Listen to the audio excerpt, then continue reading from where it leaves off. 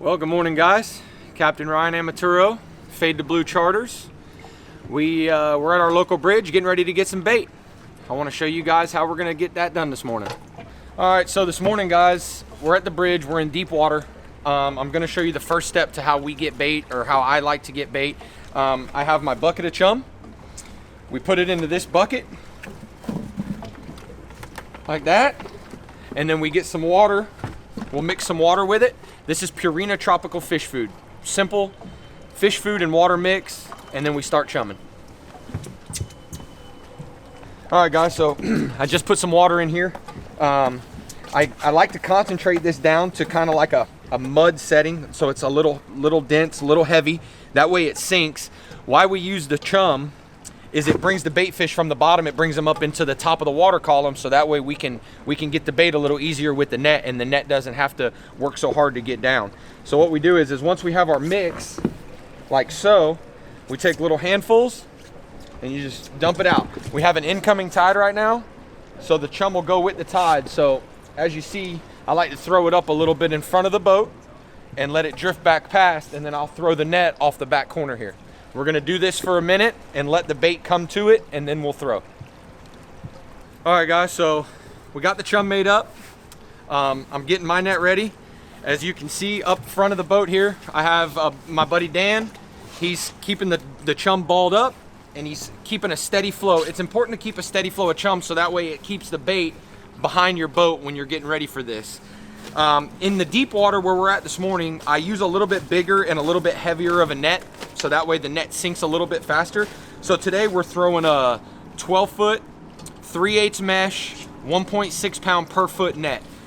It allows it to sink a little faster and get down and get on that bait. Now how I load it is I load what's called a triple load. So a lot of people throw the net different. I have found that this is an easier way. So I give myself a good length there and I let that fall. And then I pick the net up, and you want your second grab to be down about your waist height. Once that's like that, then you got the whole net in one hand. This here is comfortable. If you're vice versa or you're lefty, you can also change it and go the other direction. What I do is I take four hand grabs of the net like that, and I give myself a hug over my back shoulder. So now you have those 4 grabs resting on your back right there. Then what you do is you grab your leading edge of the net, and you want to take about 3/4 of it and put it over your other shoulder. So like that. Now what I do is I put my hand under and I let that fall into my left hand. And there you have a triple load. All right, so now that we're loaded, we have the triple load. It's important when you're throwing this net and you have it loaded like I do, your finger is on the lead line. You have your thumb and your index finger stuck on it. This is gonna be the last piece that you let go when you throw your net. The most important thing is the follow through. You wanna make sure that you follow through when you release this net. We have a bunch of bait down below us. I'm gonna go ahead and throw.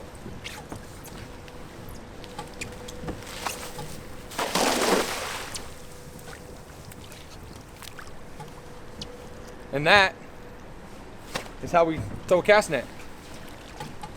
All right, guys.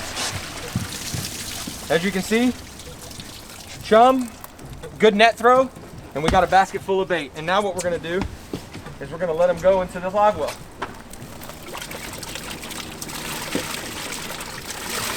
There's some pennies in there. Oh yeah, perfect.